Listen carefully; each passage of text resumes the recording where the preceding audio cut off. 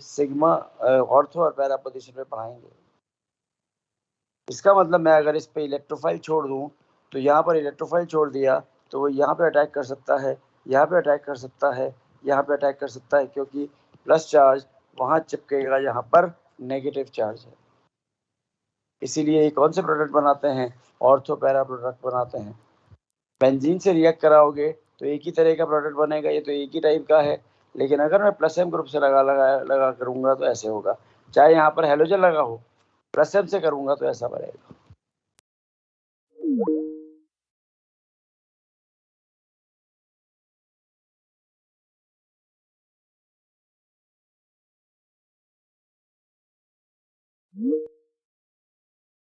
Releasing है, plus M है, minus आई है, ये भी इलेक्ट्रॉन रिलीजिंग है। लेकिन अरे कौन है भाई ये? प्लस एम है, माइनस आई है, लेकिन ये इलेक्ट्रॉन विड्रॉइंग है। लेकिन बेंजीन के लिए ये भी ऑर्थो पैरा, ये भी ऑर्थो पैरा, ये भी ऑर्थो पैरा।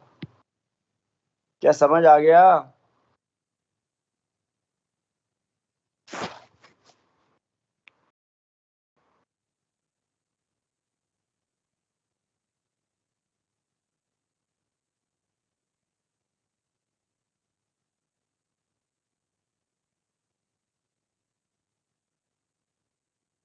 कुछ आया भाई?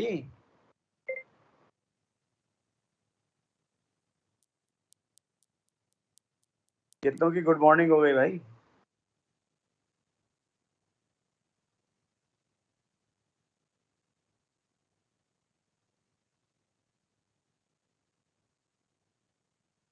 बस अभी 19 बच्चों की गुड मॉर्निंग हुई है।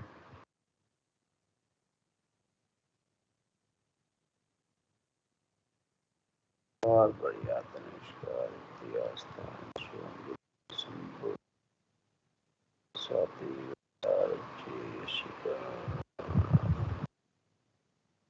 अच्छा अच्छा।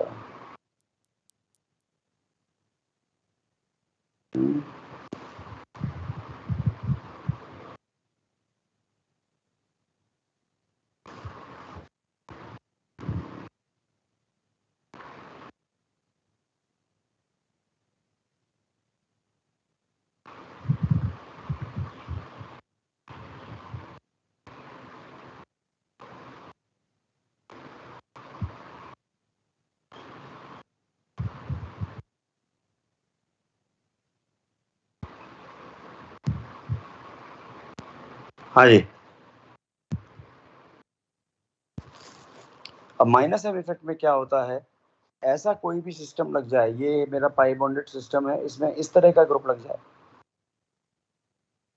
यानी जिसमें पाई बॉन्ड हो, या और मैं कहूँ अगर पाई बॉन्ड है तो बॉन्ड अगर इधर मूव किया तो इस ए पर क्या है? इलेक्ट्रॉन डेफिशिएंसी है, पाई बॉन्ड नहीं, पाई इलेक्ट्रॉन्स नहीं है, यानी पी ऑर्बिटल खाली पड़ा है। ऐसा कोई चीज आ जाए, ऐसी कोई चीज आ जाए तो इफेक्ट जो बन जाएगा वो माइनस एम बन जाएगा। अब इलेक्ट्रॉन क्लाउड यहाँ मूव करेगा। अभी तुम देख रहे थे इलेक्ट्रॉन क्लाउड इसके अंदर मूव कर रहा था, अभी ये यहाँ मूव करने लग जाएगा। तो जितने भी फंक्शनल ग्रुप है जिसमें एटम जो अटैच्ड है इस पे पाई बॉन्ड है, मैंने कहा जितने भी ऐसे फंक्शनल ग्रुप है जिसमें जो एटम अटैच्ड है उस पे पाई बॉन्ड है, लोन पेयर है नहीं है उससे मतलब नहीं, पाई बॉन्ड लगा हुआ है तो सारे माइनस एम शो करते हैं। या जितने भी एटम है उसमें एक खाली ऑर्बिटल दिख जाए, पी या डी, तो माइनस एन इफेक्ट होता है। जैसे NO2 लगाया तो NO2 में देखो N डबल बॉन्ड हो O, एक ही जगह N को रखो तो ये क्या आ गया? पाई बॉन्ड आ गया। जैसे NO लगाया फिर पाई बॉन्ड आ गया। जैसे CN लगाया फिर पाई बॉन्ड आ गया। जैसे CHO लगाया फिर पाई बॉन्ड आ गया। जैसे CHOR लगाया कीटोन, फिर पाई बॉन्ड आ गया। जैसे क्या बोलते हैं COOH लगाया फिर पाई बॉन्ड आ गया। जैसे COCl लगाया फिर पाई बॉन्ड आ गया।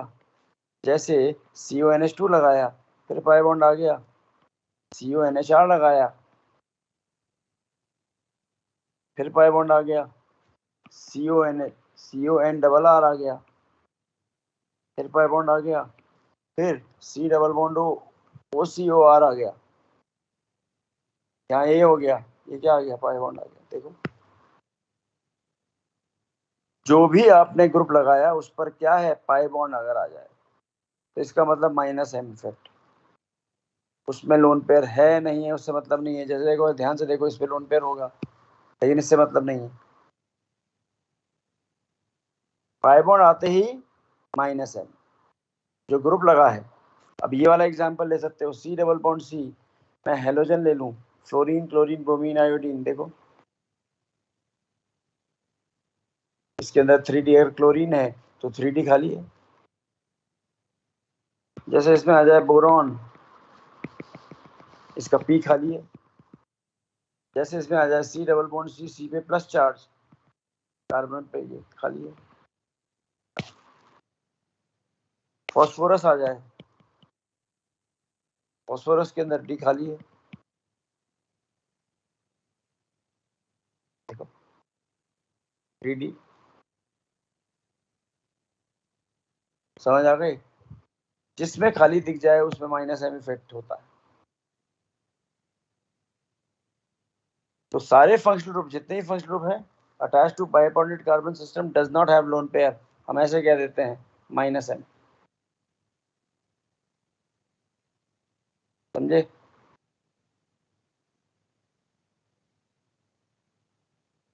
यानी all groups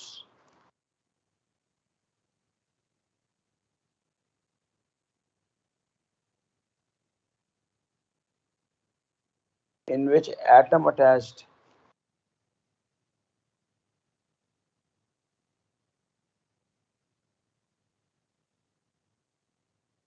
to pi bonded system has pi bond।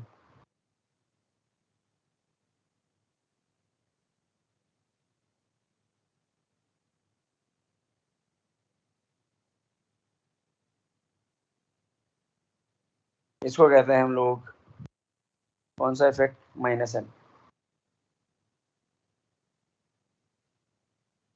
जैसे अगर यहाँ पे यहाँ मूव करेगा, यहाँ मेरी बेंजीन रिंग लगी हुई है, तो बॉन्ड कैसे मूव करेगा, ऐसे। यहाँ पे क्या चार्ज आएगा, प्लस, फिर बॉन्ड मूव करेगा क्या चार्ज आएगा, प्लस, फिर बॉन्ड मूव करेगा क्या चार्ज आएगा, प्लस। ऐसे ही बेंजीन रिंग लगा दूं यहाँ पर, ये बॉन्ड इधर, ये इधर, यहाँ प्लस, ये इधर, यहाँ प्लस, ये इधर, यहाँ प्लस। तो बेंजीन रिंग लगाने की जरूरत नहीं, जैसे ये आ जाए, ये पाई बॉन्डेड सिस्टम हो गया। ये यहाँ, तो ये यहाँ प्लस चार्ज, पहले यहाँ आया तो प्लस यहाँ आया, तो ये यहाँ आया तो प्लस यहाँ आया।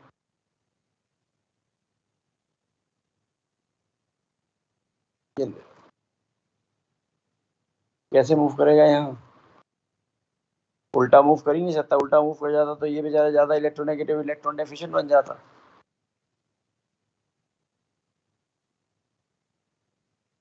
ये लो, ये यहाँ,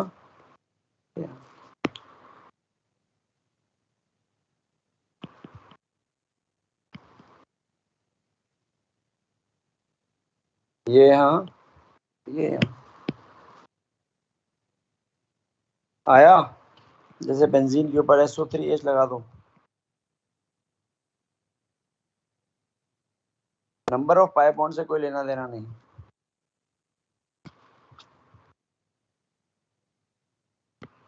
तो यहाँ प्लस, यहाँ प्लस, यहाँ प्लस। ये तो जानते ही हो सारे फंक्शनल ग्रुप माइनस आई होते हैं, और पाई बॉन्ड होने से माइनस एम भी हो गए। तो हम लोग क्या कह सकते हैं, अगर मैंने माइनस एम ग्रुप लगाया तो सिग्मा बॉन्ड की इलेक्ट्रॉन डेंसिटी क्या कर रही है, कम हो रही है। पाई बॉन्ड की इलेक्ट्रॉन डेंसिटी भी क्या हो रही है, कम हो रही है। तो ओवरऑल इलेक्ट्रॉन डेंसिटी क्या होगी, कम होगी। तो इन सब ग्रुप को क्या कहते हैं, इलेक्ट्रॉन विड्रॉइंग ग्रुप कहते हैं।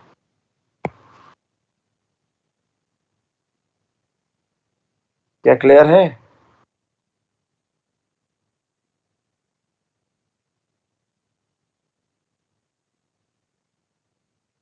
क्या बात क्लियर हो गई? ठीक है। और यहाँ पे प्लस चार्ज कहाँ पे आएगा, ऑर्थो पैरा पोजीशन पे आएगा, जैसे कि ये दिखाया हुआ। तो पहली बात तो इलेक्ट्रोफाइल से रिएक्टिविटी इनकी क्या कर जाएगी, कम हो जाएगी। और इलेक्ट्रोफाइल अगर चिपकना चाहेगा तो क्या यहाँ चिपकेगा, नहीं। क्या यहाँ चिपकेगा, नहीं। क्या यहाँ चिपकेगा, नहीं। लेकिन कहाँ चिपकेगा, यहाँ चिपकना चाहेगा। इसलिए कौन सी डायरेक्टिंग हो जाएगा, ऐसा ग्रुप मेटा डायरेक्टिंग बन जाएगा।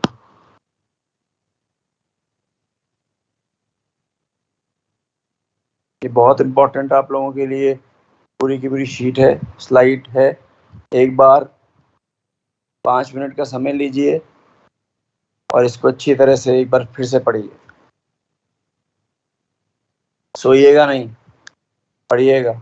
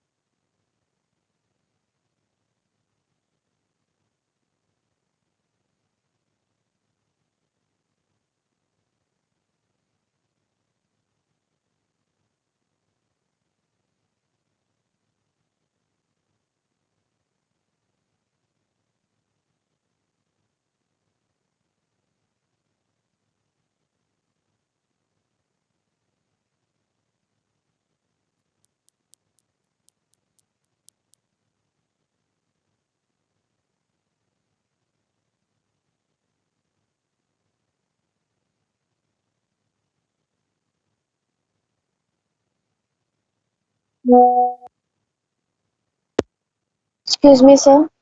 यस, तो बोलो। सिक्स्थ वाले में लोन पेयर भी पार्टिसिपेट करेगा ना? सिक्स्थ वाले में हाँ लोन पे करेगा, ये दिखाया है ना। ये लोन पे जो मैंने कलर से मार्क किया वो पार्टिसिपेट कर रहा है।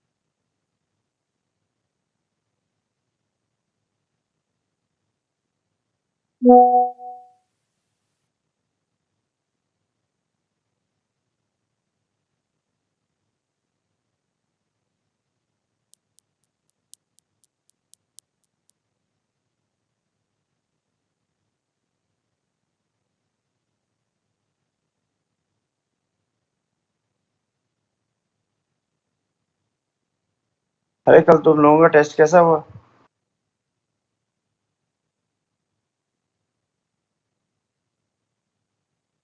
हैं?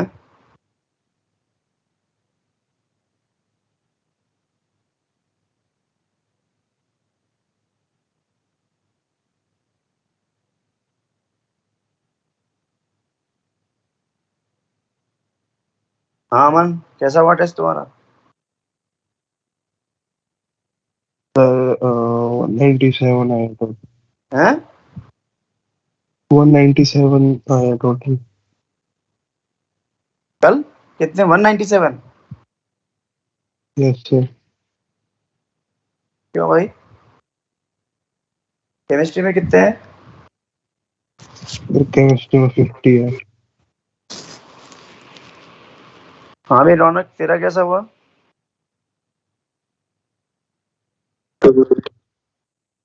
कितने? हाँ 50। क्यों भाई?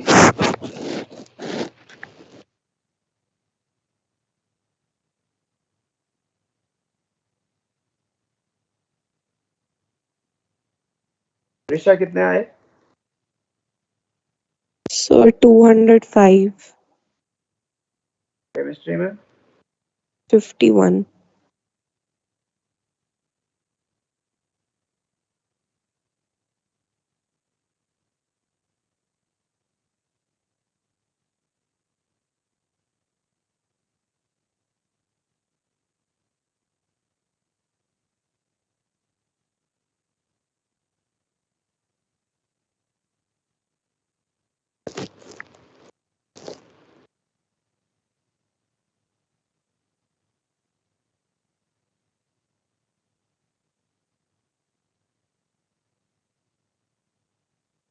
स्वाति कितने आए? सर 192।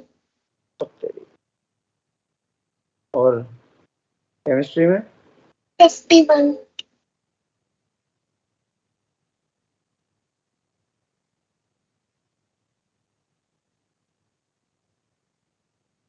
हाँ तनिष्का सेठी कितने आए?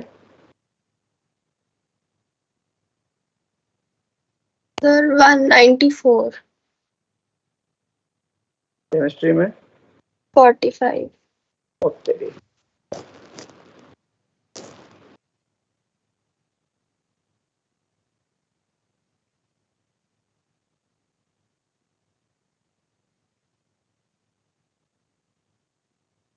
हाँ भाई नवनीत कितने आए? सर 215।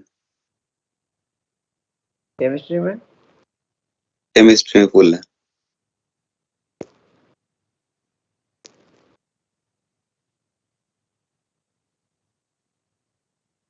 हाँ भाई मन कितने आए?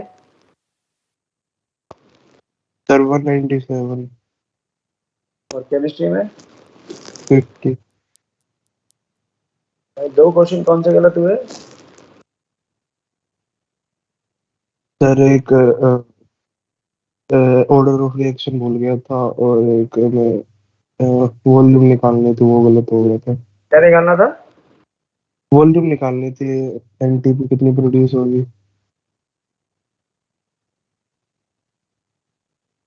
फैराडेज लॉ का क्वेश्चन था। Yes sir.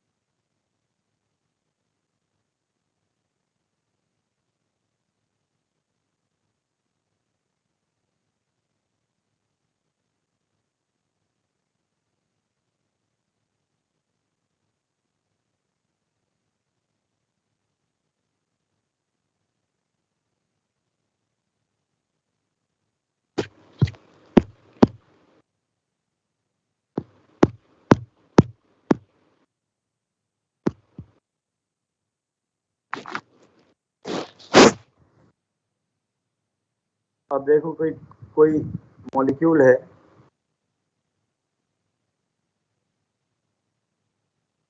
which is not a conjugate system,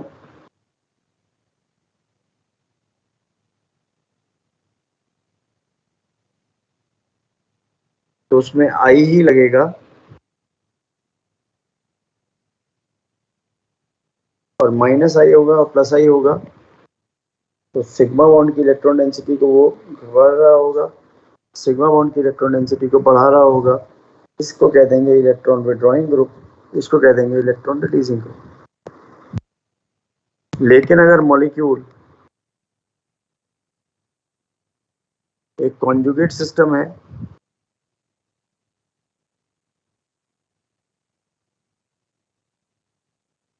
तो प्लस एम हो सकता है, प्लस आई हो सकता है, प्लस एम हो सकता है, माइनस आई हो सकता है, प्लस एम हो सकता है, माइनस आई हो सकता है, और हेलोजन हो सकता है, जो कि प्लस एम है और माइनस आई है, और माइनस एम हो सकता है, माइनस आई और माइनस एम। तो यहाँ तो पाई भी डिक्रीज कर रहा है और पाई भी डिक्रीज कर रहा है, सिग्मा भी डिक्रीज कर रहा है, तो इलेक्ट्रॉन विड्रॉइंग। यहाँ ये इंक्रीज कर रहा है पाई, ये भी इंक्रीज कर रहा है, तो इलेक्ट्रॉन रिलीजिंग। यहाँ पे इंक्रीज कर रहा है, ये डिक्रीज कर रहा है, लेकिन आई कम डोमिनेंट है, तो इलेक्ट्रॉन रिलीजिंग। हेलोजन में ये डिक्रीज कर रहा है, ये इंक्रीज कर रहा है, लेकिन ये ज़्यादा डिक्रीज कर रहा है, तो इलेक्ट्रॉन विड्रॉइंग। ये सब इलेक्ट्रॉन डेंसिटी की बात है।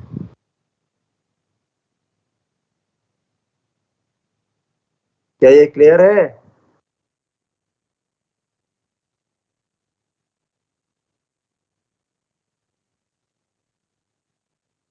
अरे भैया जवाब कुछ, हैंड्स अप, थम्स अप कुछ तो दे दो।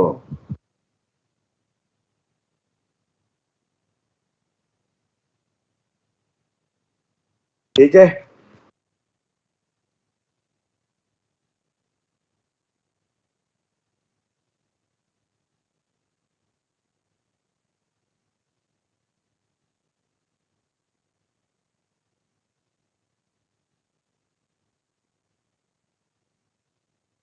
अब देखो प्लस एम के लिए एक्सटेंट की बात करें, अगर पूछा जाए क्वेश्चन इन सब के अंदर, तो हम जानते हैं एम किसके बीच में हो रहा है, 2p के बीच में हो रहा है, या 2p 3p। क्या मतलब यहाँ पर 2p के बीच में हो रहा है, यहाँ पर 2p और 3p के बीच में हो रहा है, यहाँ पर 2p और 4p के बीच में होगा, तो एक्सटेंट कम होती जाएगी, नहीं होती जाएगी? सेम एनर्जी के अंदर एक्सटेंट हमेशा ज़्यादा होती है, ये ओवरलैप ज़्यादा होगा, तो प्लस एम एफ का ज़्यादा होगा, फिर सी एल, फिर बी आर, फिर आई। इसी तरह से ओ एच एस एस में ये 2p का है, ये 3p का है, इस तरह से सेम NH2 और BH2 में। अब अगर मैं बात करूँ इन सब के अंदर, तो यहाँ पर इस कार्बन पर लगा हुआ हाइड्रोजन के नंबर ज़्यादा है, इसलिए प्लस एम ज़्यादा होगा। यहाँ नंबर 2 ही रह गए, यहाँ नंबर 1 ही रह गया, यहाँ कोई हाइड्रोजन नहीं है, तो नो प्लस एम इफेक्ट, ये हाइपर कॉन्जुगेशन से एक्सप्लेन करते हैं। अब इसके अंदर बात करें तो carbon hydrogen bond, carbon deuterium bond, carbon tritium bond, ये वीक बॉन्ड होता है, तो इलेक्ट्रॉन आराम से जा सकता है, इसका मतलब इसका प्लस एम इफेक्ट ज़्यादा होगा फिर इससे, और ये हम एक्सप्लेन करेंगे हाइपर कॉन्जुगेशन में। कुछ ग्रुप ऐसे हैं जो प्लस एम और माइनस एम दोनों शो कर रहे हैं, जैसे ये क्लोरीन है, इस पे लोन पेयर है, तो प्लस एम भी शो कर रहा है, और याद करो मैंने भी बताया था इनके अंदर 3D खाली होता है, तो माइनस एम भी शो करेगा, लेकिन ज़्यादा इम्पैक्ट इसका ही रहता है। जैसे ये आ जाए, ये भी प्लस एम माइनस एम, लेकिन ज़्यादा इम्पैक्ट किसका रहता है, प्लस एम का। ये आ जाए तो यहाँ पे लोन पेयर भी है और पाई बॉन्ड भी है, पाई बॉन्ड जहाँ जहाँ हो जाए वहाँ पर माइनस एम इफेक्ट का ज़्यादा इम्पैक्ट रहता है।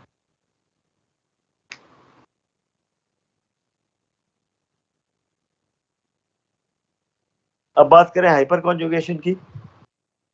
हाइपर कॉन्जुगेशन होता है सिग्मा पाई रेजोनेंस, यानी ऐसा रेजोनेंस जिसमें सिग्मा और पाई दोनों इन्वॉल्व, या इसको कह सकते हैं नुबिना बॉन्ड का रेजोनेंस। ये किसने एक्सप्लेन किया था, बेकर और नेथन ने। किसको एक्सप्लेन करने के लिए, कुछ एल्कीन की स्टेबिलिटी को एक्सप्लेन करने के लिए। जैसे एल्कीन है और ये प्रोपीन है, दोनों ही एल्कीन है।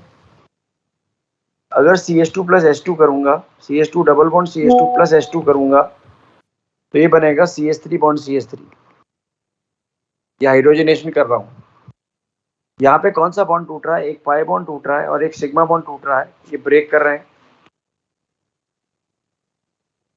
और 2 कार्बन हाइड्रोजन बॉन्ड बन रहे हैं। ऐसे अगर प्रोपीन की बात करूं, CH3 CH double bond CH2, यहाँ पर ये एक पाई बॉन्ड है, हाइड्रोजन से रिएक्ट कर रहा है, एक सिग्मा बॉन्ड है।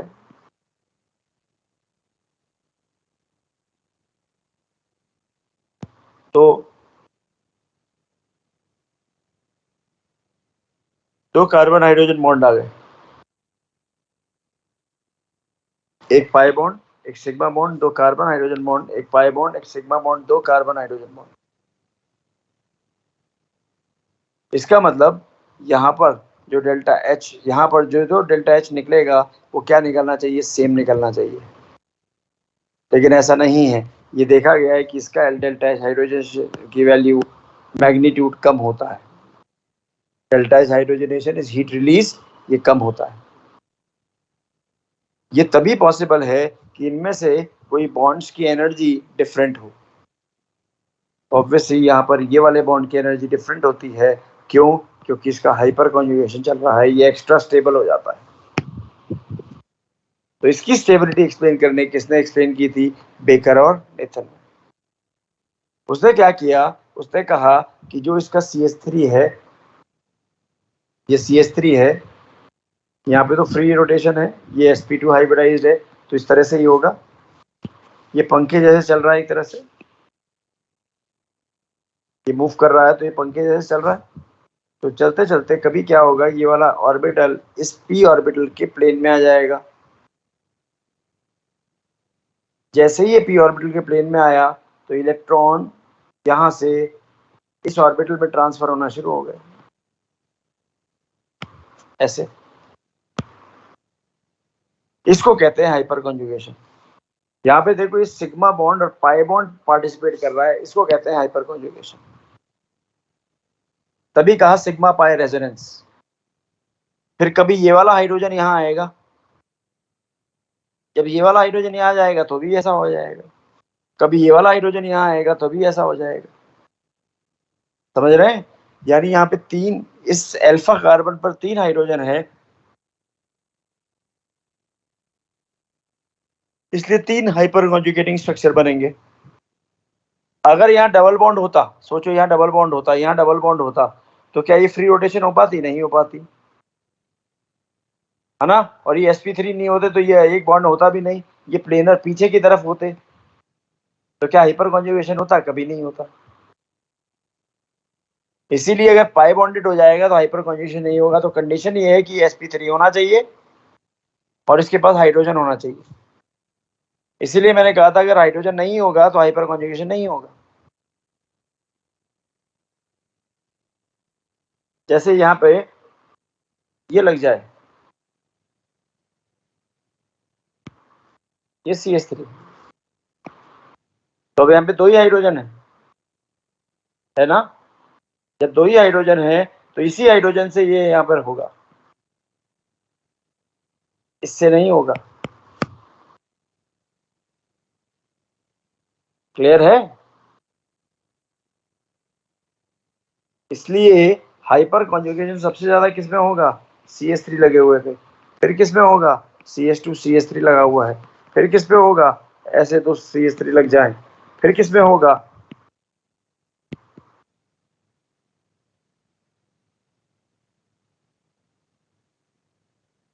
समझे? इसका रिप्रेजेंटेशन कैसे है? ये बॉन्ड यहाँ, तो ये वाला बॉन्ड यहाँ दिखाओगे। इसका मतलब ये नहीं कि बॉन्ड है नहीं, इसका रिप्रेजेंटेशन है ये। यहाँ बॉन्ड है, यानी इसकी इलेक्ट्रॉन डेंसिटी यहाँ ट्रांसफर हो रही है, लेकिन बॉन्ड तो है, ये रिप्रेजेंटेशन ही है। इसीलिए इसको नो बॉन्ड रेजोनेंस भी कहते हैं। तो कभी ये वाला हाइड्रोजन चला गया, कभी ये वाला चला जाएगा, कभी ये वाला। देखो, तो एक्सटेंट ऑफ रेजोनेंस 3 स्ट्रक्चर तक है। अगर 5 हो जाते तो 5 तक होती, 7 हो जाते 7 तक होती। ठीक है।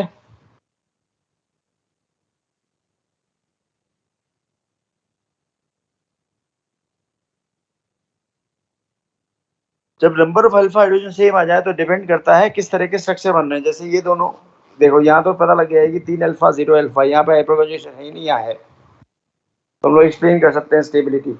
जिसके अंदर हाइपर कॉन्जुगेशन ज्यादा उसकी स्टेबिलिटी ज्यादा, जैसे इस एल्कीन की सबसे ज्यादा हो जाएगी, फिर इसकी होगी, फिर इसकी होगी, फिर इसकी होगी। अब इसके अंदर देखो दोनों में 6 अल्फा है, 6 अल्फा है, तो मैंने क्या कहा, रेजोनेटिंग स्ट्रक्चर देखना होगा।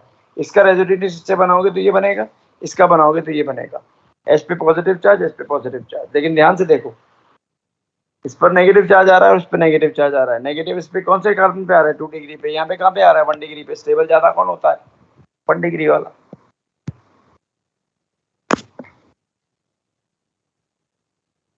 कौन सा एल्कीन ज्यादा स्टेबल है, ये ले लो, ये ले लो, ये ले लो, तो अल्फा हाइड्रोजन। यहाँ पे कितने अल्फा हाइड्रोजन है, 2। यहाँ पे कितने हैं, 2। यहाँ पे कितने हैं, 3। ये कितने हैं, 2। ये कितने हैं, 2। कितने हो जाएंगे, 7। ये कितने हैं, 3। ये कितने हैं, 3। ये कितने हैं, 2। ये कितने हैं, 2। तो कितने हो जाएंगे, 6, 2, 8, 10। तो ये सबसे स्टेबल। ऐसे ये पूछा जाए तो यहाँ 2 alpha, 2 alpha, 2 alpha, 2 alpha, 8 alpha, यहाँ पे सिर्फ 2 और 2 4, तो ये स्टेबल होगा। और कहाँ यूज कर सकते हो, स्टेबिलिटी ऑफ कार्बोकैटायन। इसके अंदर भी यही कहानी है। ये पी ऑर्बिटल खाली है, इसका पी ऑर्बिटल जब हाइब्रिड ऑर्बिटल आएगा तो यहाँ पे ट्रांसफर हो जाएगा, और कितने आ जाएंगे, ये 3 हाइड्रोजन दिख रहे हैं, 3।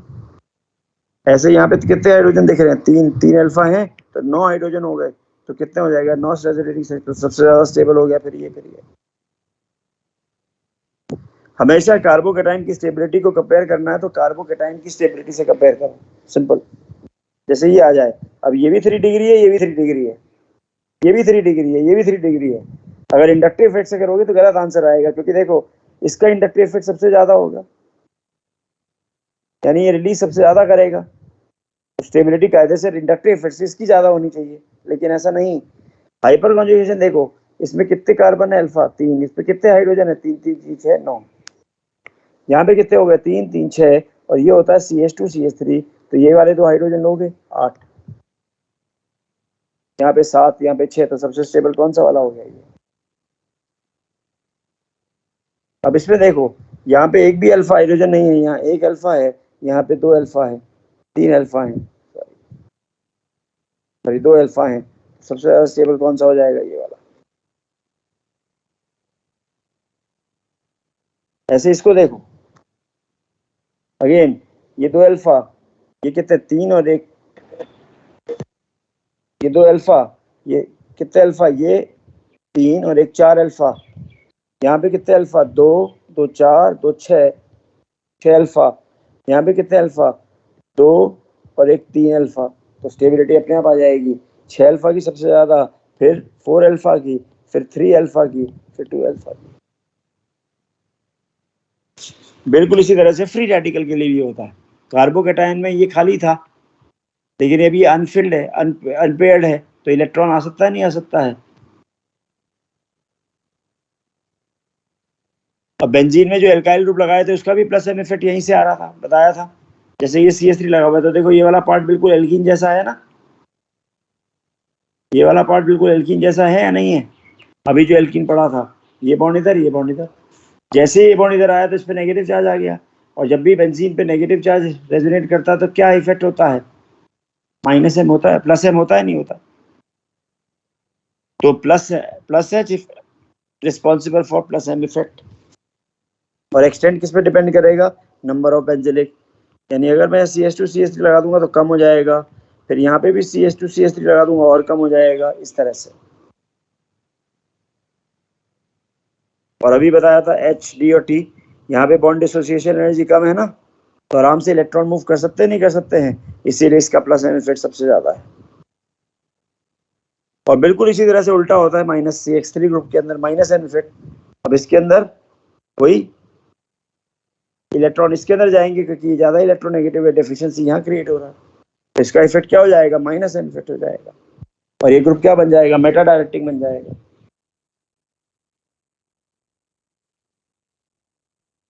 जैसे अगर मैंने इसको इससे रिएक्ट किया तो जानते हैं इसका कौन सा इफेक्ट है, प्लस एम, तो ये इधर प्लस एम कह लो, हाँ प्लस एम, या इसको प्लस आई कह लो, तो बॉन्ड इधर मूव करेगा। जब इसका इफेक्ट कौन सा होगा, ये बॉन्ड इधर, क्यों, क्योंकि इसका इफेक्ट क्या था, माइनस एच या माइनस एम। क्लियर है?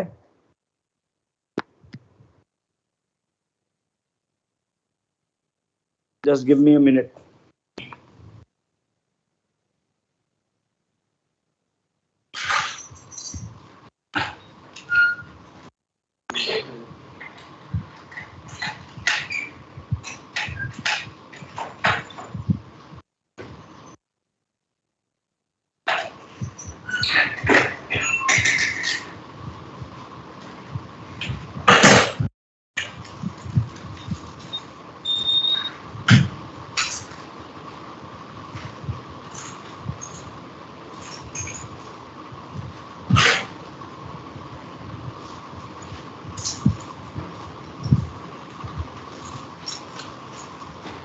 पढ़ना की ज्यादा गाड़ी में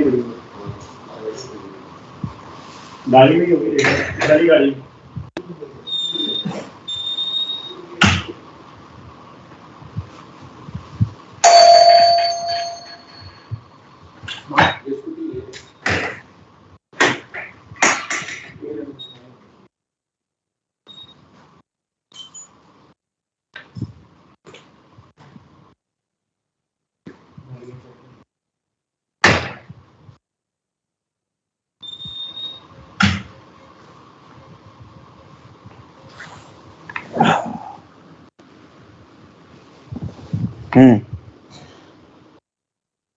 करो इनकी स्टेबिलिटीज को कंपेयर।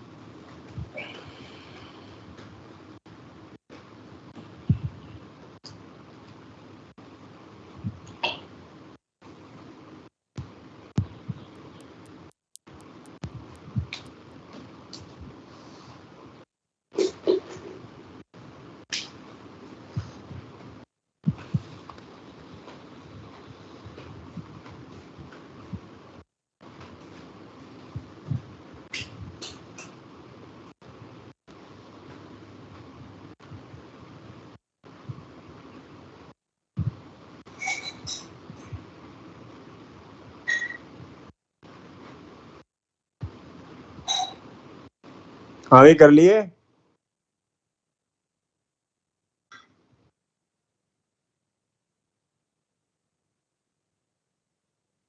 बता भाई मन पहले का। सर फर्स्ट में सबसे ज्यादा स्टेबल तो सेकंड इसमें CH3 CH double bond CH2 होगा, उसके बाद CH2 CH2 होगा और फिर CCl3। बिल्कुल सही। इसका प्लस M या प्लस H, इसका माइनस H, तो ये सबसे ज्यादा, फिर ये, फिर ये। अभी नवनीत अगला। फिर इसमें फर्स्ट वाला ज्यादा स्टेबल होगा और फिर सेकंड वाला। क्यों? अल्फा हाइड्रोजन दोनों में सेम है पर फर्स्ट वाले में कॉन्जुगेशन है। बिल्कुल सही बात।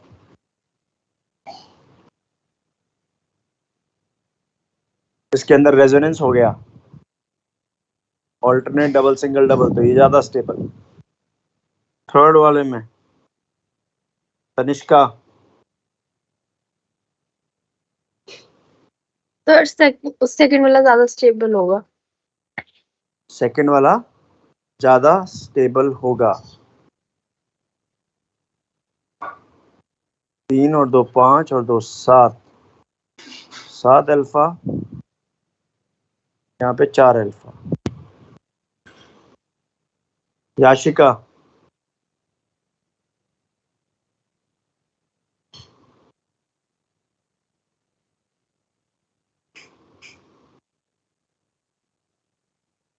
याशिका सो गई।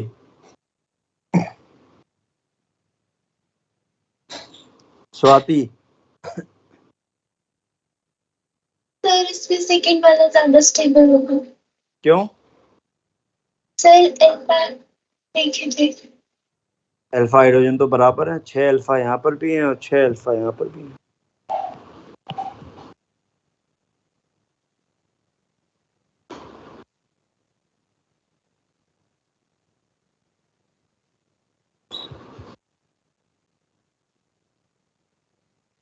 और पूजा उठ गई तुम? Yes sir. हैं? कितने बजे यस क्लास सर। ज्वाइन कितने बजे क्लास ज्वाइन की? अभी सर 5:10 पर। 5:10 पर की थी। 5:10 हाँ, पर की थी। 5:10 रुपए की बताऊं तुम्हें मैं 5:30 बजे मैंने सबको देखा था। सर सच्ची सर 5:30 तो थी मैं ज्वाइन सर। अरे रहने दो। सर सच्ची सर। हाँ, इसमें कौन स्टेबल होगा? सर इसमें ना फर्स्ट ज्यादा स्टेबल होगा क्योंकि वो ट्रांस है। ये ट्रांस है, ये सिस है, तो ट्रांस ज्यादा स्टेबल होगा क्योंकि इसका डाइपोल मोमेंट कम होता है।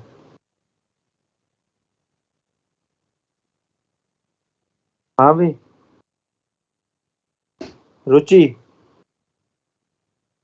इसमें यस सर, इसमें सबसे पहले लास्ट वाला आएगा, उसके बाद सेकंड, उसके बाद फर्स्ट वाला और लास्ट में थर्ड वाला। थर्ड वाले में प्लस चार्ज कहाँ है? यहाँ है। थर्ड वाले में तो प्लस चार्ज मैंने दिया ही नहीं है। सर थर्ड वाला लास्ट में आएगा ना?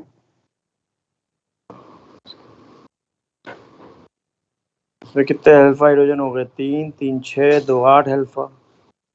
इसमें कितने हो गए? 2 और 1 3 अल्फा। इसमें कितने हो गए? 2 और 2 4 अल्फा। 3 और 5 अल्फा। इसमें कितने हो गए? 2 अल्फा। तो ये लास्ट होना चाहिए। तो ये 1 हो जाएगा, ये यस 2 हो जाएगा, ये 3 हो जाएगा, ये 4 हो जाएगा।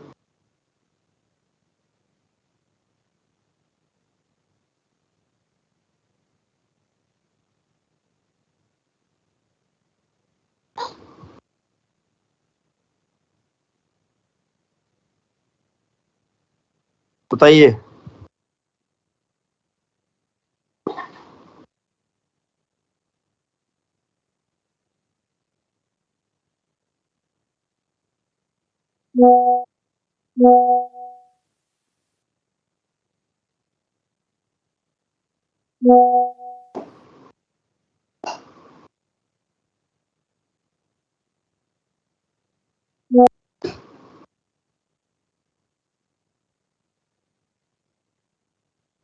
हाँ प्रीशा, 6th वाला।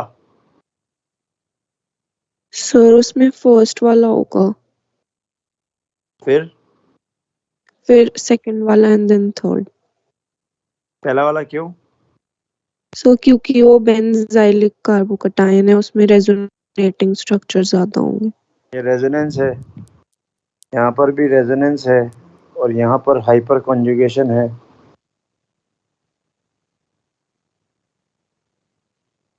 सेवेंथ में अंजलि, सर 7th वाले में थर्ड सबसे ज्यादा होगा, फिर सेकंड और फिर फर्स्ट। 9 अल्फा, यहाँ 6 अल्फा, यहाँ 3 अल्फा। सुम्बुल, सर 8th वाले में फर्स्ट होगा देन सेकंड होगा। 9 अल्फा, यहाँ 6 अल्फा।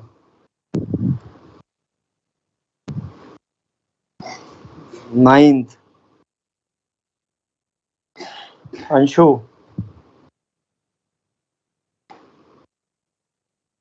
सर इस वाले में फर्स्ट ज्यादा से स्टेबल होगा क्योंकि उसमें रेजोनेंस हो रही है।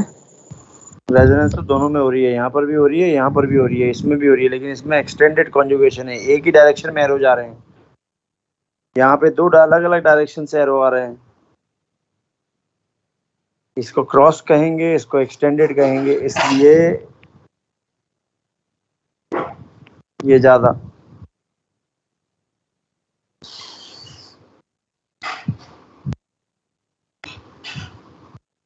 दसवा, ये बहुत जबरदस्त है, यहाँ दोनों जगह प्लस प्लस आ गए। जब इसको कराएंगे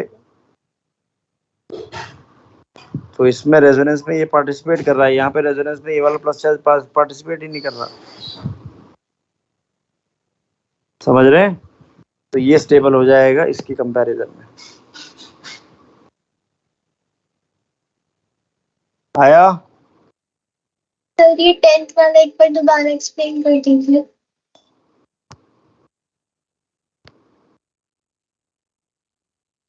इसके अंदर रेजोनेंस बनाओगे, अगर मान लो मैं ये कह रहा हूँ ये रेजोनेंस में है, यहाँ नाइट्रो ग्रुप रेजोनेंस में आ गया। अगर नाइट्रो ग्रुप रेजोनेंस में है, ये बॉन्ड इधर तो ये बॉन्ड इधर।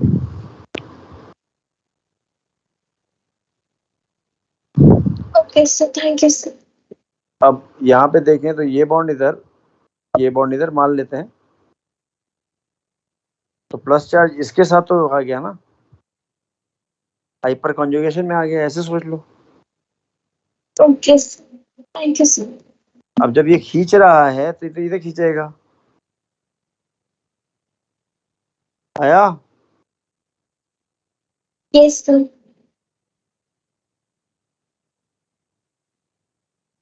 ठीक है, भेज देता हूँ।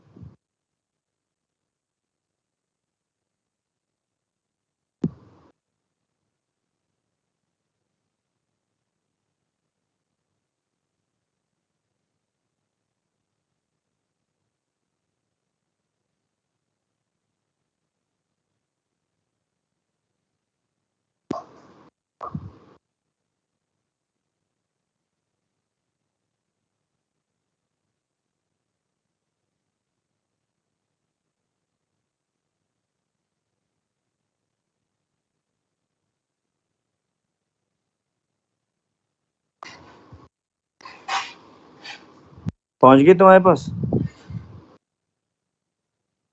Yes sir.